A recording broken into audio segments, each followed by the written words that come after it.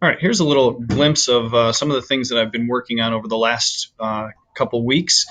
What I set out to do in this is to reproduce a couple of the modules that were available through Engage NY, and I found those on engageny.org.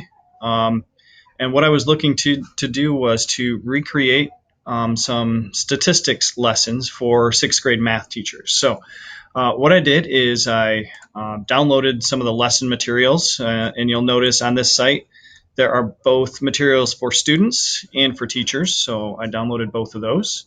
And then I went forward with creating activities that very closely mirrored the activities that were in the lesson plans. And so what I ended up with were, so far, 4 different lessons on topics that take you through the standards that are addressed by this module in the Engage NY module. And each one of those lessons consists of several iLearn modules themselves. So here you see this icon represents a lesson module in Moodle. This represents a quiz module. So you can see that within this one lesson, there are 2 kind of virtual lessons, and then there are 4 quizzes. And they don't have to be used as quizzes. They could be just assignments that students do. So just to give you an example, this is lesson 1. And if we click on the first lesson, it gives the students outcomes, and then they can start the lesson.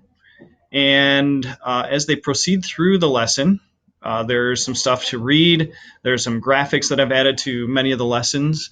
And I even included in some of the lessons already a narration of the text that's on the page. A statistical question is one that can be answered by collecting data. So students can move through the lesson. They can hear a narration of some of the text. There are also videos that I've embedded in here just to kind of enhance some of the topics that are addressed. Here's some more graphics that you can see and a little bit more text. And as they go through one of these lesson modules, occasionally they will come to a question that really is aimed at whether or not they were paying attention to some of the things that they read earlier on in the lesson. And so here's a question. You notice that I narrated each one of the choices, and students need to answer the question before they can move on. You notice I got that correct. It also gives them feedback on the question,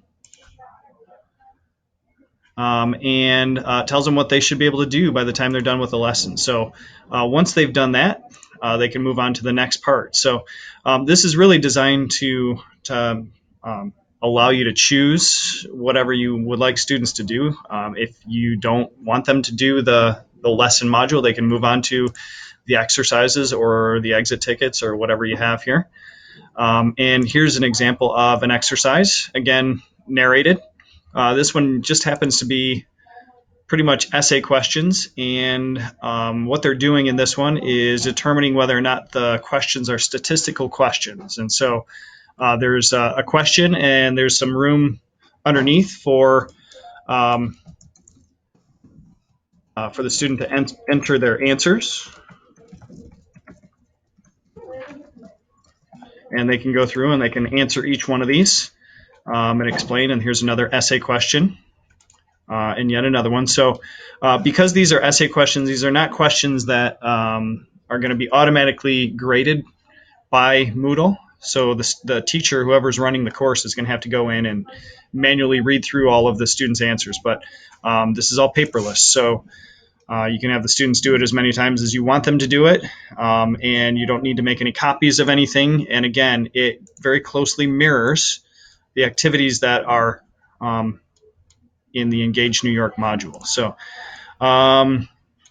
just a couple of the features. For instance, the exit ticket for lesson 3 includes a table where they're actually entering some data into it. And you can set it up so that they get immediate feedback, or the way it's set up by default is they have to finish and then you have to basically return it to them in order for them to see any feedback. And then I have some questions like this one here. which is it involves having them draw a dot plot, which means they have to graph something. But because there's not a good way at this moment in iLearn to do that, what it asks them to do is draw it out on a piece of paper and then take a picture of it to submit it electronically. So once again, it doesn't involve the students turning any paper into you. They can just draw it out on paper. They can snap a picture of it. You can ask them to turn it in later on, and I've put that in here just in case you want to have that. But you don't necessarily need it because you're going to have evidence of it in picture form. So I gave them instructions on how to do that.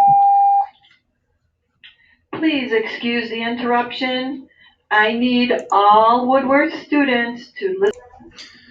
So when a student submits their picture, when you go to grade it, you basically get to look at a picture of it. And what I've also included with each one of the essay questions is an answer key so that you can compare whatever they drew to what Engage NY suggests is the best answer for the question. So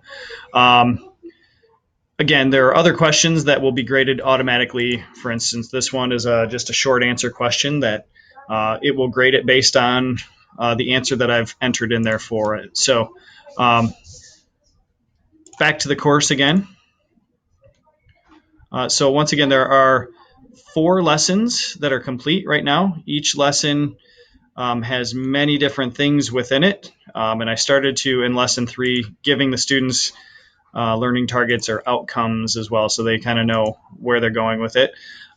And embedded within each one of the lessons are some other things that I thought were helpful to enhance this. So again, lots of things available, and I really set it up so that everything is there, or as much as I could find and create was there. And then it's really up to teachers to decide what they want students to do, and whether they want them to do those things on online on Moodle, or whether they want them to do them on paper, which they can find the resources for up here in the teacher resources folder. So if you have any questions, feel free to email me, but hopefully that'll help you as you go through your statistics unit.